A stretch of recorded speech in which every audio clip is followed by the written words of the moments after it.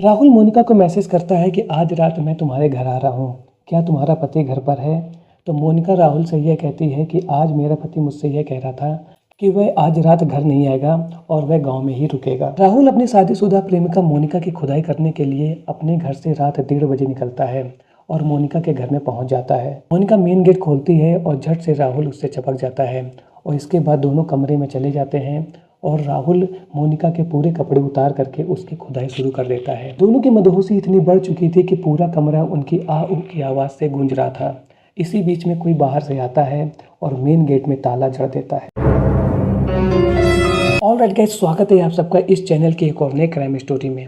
आज मैं जिस क्राइम की स्टोरी को आपको सुनाने वाला हूँ वह सरकारी अफसर और उनके ही ऑफिस में काम करने वाली एक महिला क्लर्क के बीच में अवैध संबंधों की कहानी है, जो न केवल जग जाहिर हुई बल्कि पुलिस थाने तक भी पहुंच गई। कहानी की शुरुआत होती है मध्य प्रदेश के टीकमगढ़ से।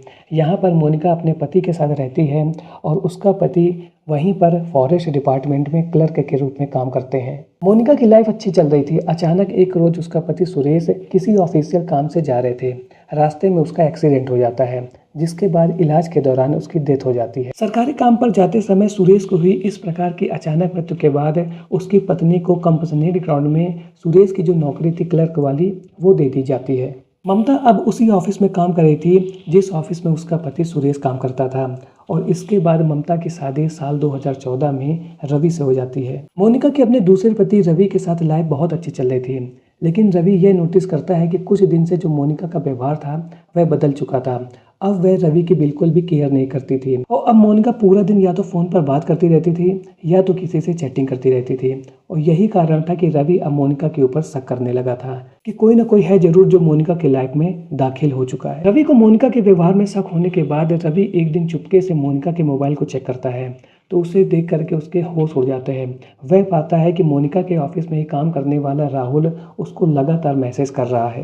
रवि जब मोनिका के मोबाइल में राहुल के मैसेजेस को पढ़ता है तो वह पाता है कि उनके बीच में प्यार भरी बातों के साथ साथ अश्लील बातें भी हुई थी। चैटिंग को पढ़ करके रवि को यह पता चलता है कि उनके बीच में अवैध संबंध भी है और वे होटलों में जा करके अक्सर एक दूसरे के साथ संबंध बनाते हैं और राहुल जम करके मोनिका की खुदाई करता है। अब रवि को जो शक था वो पूर्ण रूप से विश्वास में बदल चुका था कि मोनिका की लाइफ में राहुल ही वो बंदा है जिसकी वजह से मोनिका बदल गई है और राहुल ही वह इंसान है जो मोनिका को जम करके खोदता है और उसको गर्म करता है। रवि अपनी बीवी मोनिका की हरकतों को ट्रैक करने के लिए मैसेजिंग ऐप की लॉगिन को अपने मोबाइल में कर देता है और ऐसा करने के बाद मोनिका और राहुल के बीच में जो भी बातचीत होती थी, जो भी मैसेजेस होते थे, वो सभी रवि को पता चल जाते थे कि मोनिका और राहुल कहाँ पर मिल रहे हैं, क्या क्या कर रहे हैं, किस होटल में जा रहे हैं, किस होटल में राहुल मोनिका की गर्मी दूर कर रहा है। ये सभी बातें अब रवि को हमेशा पता चल जाती थी जो उनके बीच में होती रहती थी।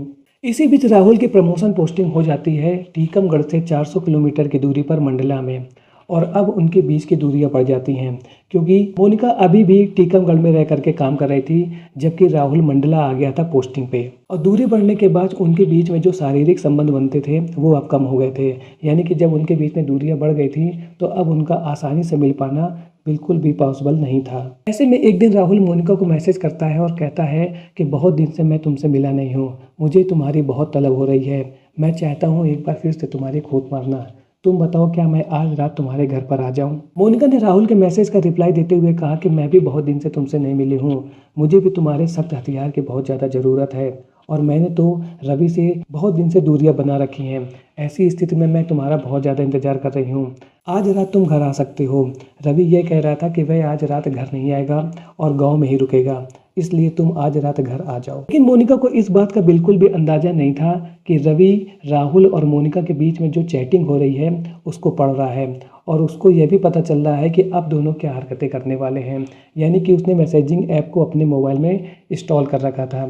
इस वजह से उनके बीच में जो भी बात हो रही थी वो सीधा सीधे पहुंच रही थी रवि के पास और रवि बहुत ही बेसब्री से इंतजार कर रहा था कि कब राहुल उसके घर पर आए और वह उसको रंगे हाथ पकड़ ले। राहुल मोनिका की खुदाई करने के लिए मंडला से 400 किलोमीटर दूर कार चला करके पहुंच जाता है टीकमगढ़ और उसके बाद मोनिका गेट खोलती है और इसके बाद राहुल उसके साथ कमरे में चला जाता है और फिर उसके पूरे कपड़े उतार करके उसके जम के डॉगी स्टाइल में खुदाई करना शुरू कर देता है। जब राहुल और मोनिका कमरे के अंदर मदहोश होकर के खुदाई का मजा ले रहे थे तो इसी बीच में रवि आता है और मेन गेट में बाहर से ताला लगा देता है। अब राहुल के पास घर से भागने का कोई भी रास्ता नहीं था और वह पूरी तरीके से घर के अंदर फंस चुका था और अब वह समझ गया था कि उसकी अब छीछा लेदर होने वाली है। सुबह होते ही रवि 100 नंबर डायल करके पुलिस को बुलाता है और सरकारी बाबू और अपनी बीवी जो कि एक महिला क्लर्क है उसके बीच में जो अवैध संबंध है उसको मीडिया में बिल्कुल जग जाहिर कर देता है। यानी कि राहुल और मोनिका के बीच में जो अवैध संबंध थे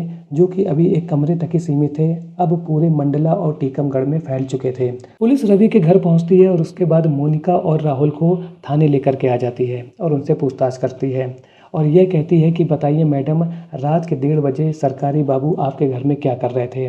तो मोनिका यह कहती है कि मैंने खुद इनको किसी सरकारी काम के लिए अपने घर पर बुलाया था। मोनिका का जवाब सुनने के बाद पुलिस बिल्कुल शॉक्ड हो जाती है और कहती है कि भैया दिन में तो कोई काम आप लोग करते नहीं हो सही से, रात के 1:30 बजे वो भी 400 किलोमीटर की दूरी तय करके ये सरकारी बाबू तुम्हारे घर पर आए थे, तो बताइए कौन सा सरकारी काम आप लोग घर में कर रहे थे। लेकिन मोनिका किसी भी तरीके से राहुल के ऊपर कोई भी इल्जाम नहीं लगा रही थी। यानी कि कैसे राहुल मोनिका के घर पहुंच गए थे उसके लिए उसने राहुल को जिम्मेदार नहीं ठहराया था और उसने यही कहा था कि मैंने ही राहुल को अपने घर बुलाया था। ऐसा सुनने के बाद पुलिस ने उन दोनों के ऊपर कोई भी एक्शन नहीं लिया और उनको जाने दिया, क्योंकि ये बात पुलिस को समझ में आ गई थी कि राहुल और मोनिका के बीच में जो रिलेशन है वो उनकी रजामंदी से है और मोनिका भी इस रिलेशन को 100% सहमत है और मोनिका भी इस रिलेशन से 100% सहमत है। इसी वजह से पुलिस ने उन पर कोई भी कार्रवाई नहीं की, केवल पूछताछ करके उनको छोड़ दिया। वहीं दूसरी ओर रवि ने पुलिस से यह दरख्वास्त की है कि आप लोग मेरे को सिक्योरिटी प्रदान कीजिए, क्योंकि अब राहुल और मोनिका उसके साथ कुछ भी गलत काम कर सकते हैं। तो आज के वीडियो में आपने देखा कि कैसे एक महिला ने ही अपने घर को फोड़ दिया। उसने अपने पति को चीट किया और चीट करने के बाद अपने ही ऑफिस में काम करने वाले एक सरकारी बाबू से अपनी खुदाई कराने लगी। वैसे उसका पति भी दूसरा पति था, उसके पहले पति की तो डेथ हो चुकी थी, लेकिन जिस प्रकार का कैरेक्टर मोनिका ने यहाँ पर दिखाया है वो बहुत ही लोगों को शर्मसार करने वाला है। आज का वीडियो देख करके आपको कैसा लगा कमेंट सेक्शन में ज़रूर बताएं। मिलता हूँ ऐसे एक और नए इंटरेस्टिंग वीडियो में, तब तक के लिए थैंक्स फॉर वॉचिंग।